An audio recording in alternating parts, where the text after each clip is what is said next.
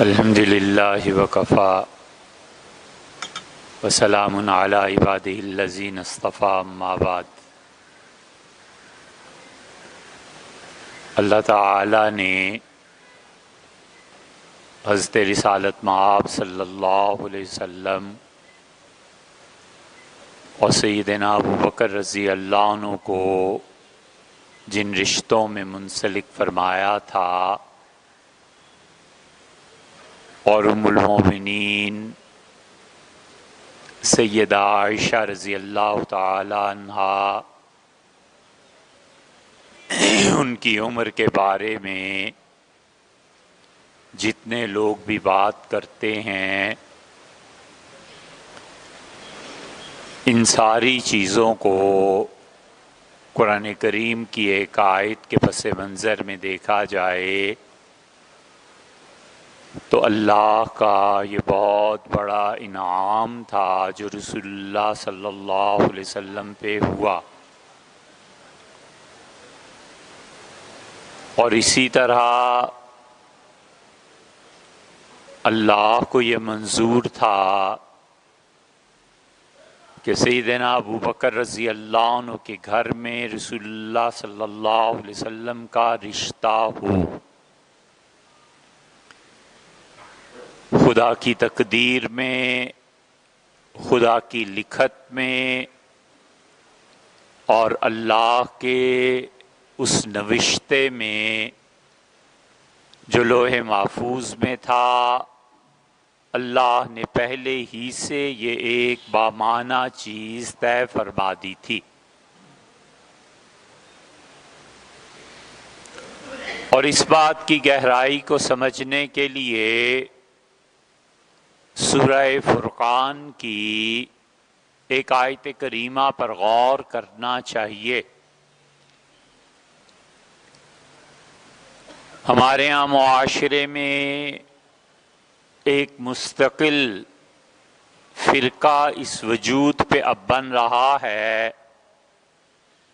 پچھلے 50-60 برس سے ان کی کوششیں جاری ہیں اور آہستہ آہستہ ان کی تعداد بڑھتی چلی جا رہی ہے، اور ان میں بنیادی مقصد بس یہ ہے کہ احادیث پر اعتماد اٹھایا جائے۔ اس میں کوئی شبہ نہیں ہے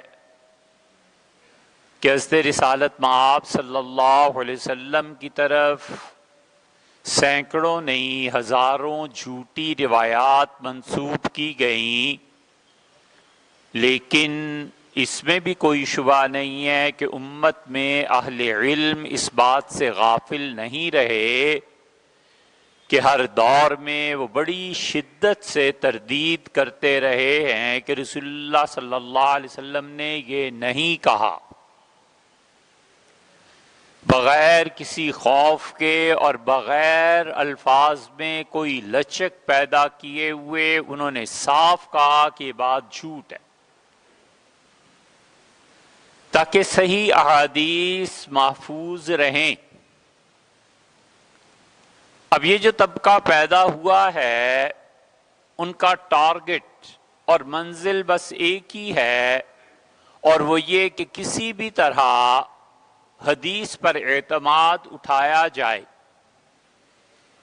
چنانچہ وہ عذاب قبر کا انکار کرتے ہیں، اور اس سلسلے میں جتنی احادیث آئی ہیں ان سب کا انکار کرتے ہیں، اور پھر دوسرا تیشہ وہ چلاتے ہیں، اور ان کا خیال یہ ہے کہ حضرت عیسیٰ علیہ السلام اس دنیا میں دوبارہ تشریف نہیں لائیں گے، اور جتنی احادیث اس سلسلے میں آئی ہیں وہ ان سب کا انکار کرتے ہیں۔ پھر اسی طرح وہ ام المومنین حضرت عائشہ رضی اللہ عنہا کا کم عمر ہونا، اور اس رشتے کے وقت جو ان کی عمر صحیح احادیث سے ثابت ہے اس کا بھی انکار کرتے ہیں، اور اس سارے انکار حدیث پر بہت خوبصورت لیبل چڑھا دیتے ہیں اور کہتے ہیں کہ ہم قرآن پر یقین رکھتے ہیں اور قرآن ہمارا رہنما ہے۔ اسمبلی میں اب یہی طبقہ ہے جو شاید چند دنوں میں قرارداد پیش کرے گا۔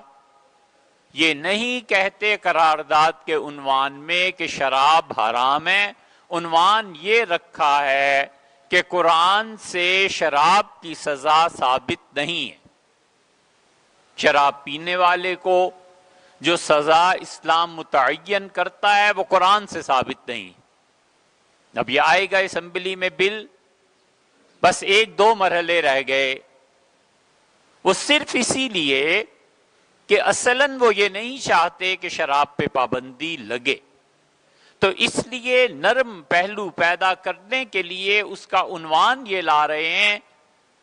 یہ نہیں کہتے کہ شراب حرام ہے اور اس ملک میں نہیں ہونی چاہیے، کہتے ہیں کہ شراب کی سزا قرآن سے ثابت نہیں ہے۔ اب اس کا کوئی بھی انکار نہیں کر سکتا کہ شراب کی سزا قرآن کریم سے ثابت نہیں ہے، لیکن کیا آپ کا سارا دین قرآن سے ثابت ہے؟ آپ کی یہ نماز قرآن ہی سے ثابت ہے؟ معاذ اللہ، استغفر اللہ، بے تکی نماز ہے کہ 1 رکوع اور 2 سجدے، یا تو رکوع بھی 2 کر دیتے یا سجدہ 1 کر دیتے۔ اگر عقل کی اتنی پیروی کرنی ہے تو اس دین کا کتنا حصہ قرآن سے ثابت ہے، اور جو ثابت نہ ہو قرآن سے اس کا انکار، یہ روش اختیار کرنی ہے، تو پھر قرآن کے بعد عقل انسانی ہے، اور عقل انسانی قرآن پر بھی غالب آ جائے گی، پھر ان مسلمات کا انکار آسان ہو جائے گا۔ تو یہ حدیث کے انکار کی نئی نئی توجیحات ہیں، اور نہیں جانتے کہ حدیث کا انکار پورے قرآن کریم کی تعلیم کو مخدوش کر دیتا ہے۔ پورا قرآن اور پوری حدیث بس صرف ایک محور پر قائم ہے، اور محور یہ رسول اللہ صلی اللہ علیہ وسلم کی زبان ہے۔ نبی کریم صلی اللہ علیہ وسلم فرماتے ہیں یہ قرآن ہے، ہم نے کہا حضرت یہ قرآن ہے۔ انہوں نے فرمایا یہ قرآن نہیں میری بات ہے، ہم نے کہا حضرت بالکل ٹھیک ہے۔ انہوں نے کہا کہ اللہ ایک ہے، ہم نے کہا حضرت بالکل اللہ ایک ہے۔ وہ فرما دیتے اگر استغفر اللہ کہ خدا 2 ہیں، تو ہم کہتے حضرت خدا 2 ہیں اس لیے کہ آپ فرماتے ہیں۔ اس زبان ہی سے نکلے ہوئے جملے جب وہ کہے تو قرآن ہے، اور اسی زبان سے نکلے ہوئے جملے جس کو وہ کہے کہ یہ میری روایت اور میری حدیث ہے، اس کا انکار ہے، اس کا اقرار ہے، خود قرآن کی بنیاد کیا رہ جاتی ہے؟ اللہ تعالیٰ فرماتے ہیں هو الذی خلق من الماء بشرا، اللہ کی ذات ہے جس نے انسان کو پانی سے پیدا کیا ہے، فجعلہ نسبا وصہرا، اور اللہ ہی کی ذات کا یہ احسان ہے کہ اس نے سوشل لائف میں، عام سماجی زندگی میں، معاشرتی زندگی میں 2 بہت بڑی بنیادیں انسان کو زندہ رہنے کے لیے اور حیوانات سے ممتاز کرنے کے لیے اس دنیا میں دی ہیں۔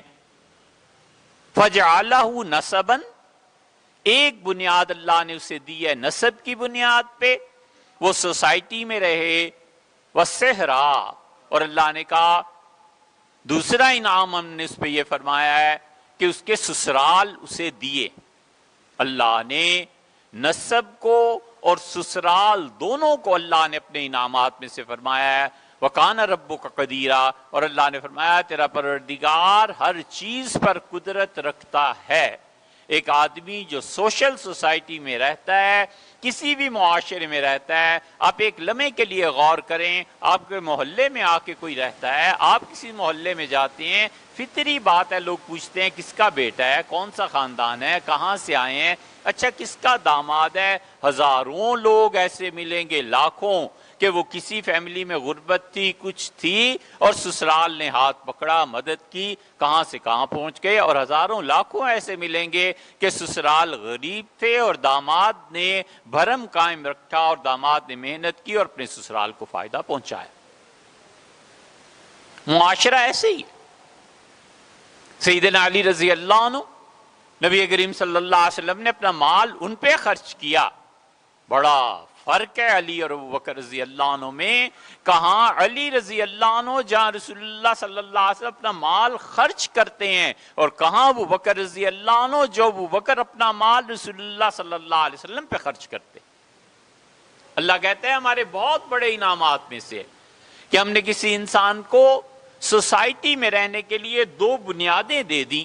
ایک اس کا نسب دے دیا کہ وہ چچا ہے، تایا ہے، کس کا پوتا ہے، کس کا بیٹا ہے، پورا خاندان ہے، شرح نسب ہے، قبیلے اس بنیاد پہ بنتے ہیں۔ وہ صحرا اور اس کا رشتہ کہاں جا کے ہم نے جوڑا، کس فیملی میں جڑا، کس جنرل اور کس چھوٹے آدمی اور کس بڑے آدمی اور کس بیوروکریٹ کے ہاں سے اس کی شادی ہو گئی۔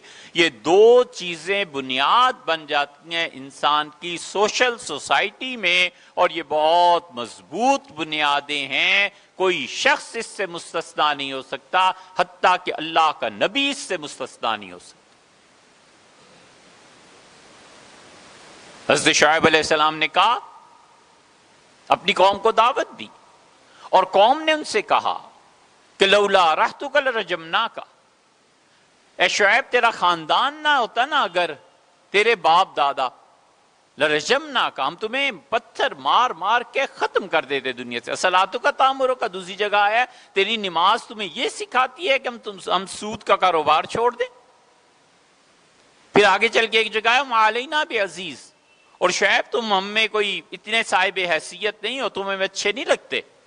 لولا رحتک لرجمناک، اگر تیرا خاندان نہ ہوتا، سوشل سوسائٹی میں تمہارے قبیلے نے تمہیں بچا لیا ہے، خاندان نے، وگرنہ ہم تمہیں مار دیتے، مارتے بھی دردناک طریقے سے، پتھر مار مار کے۔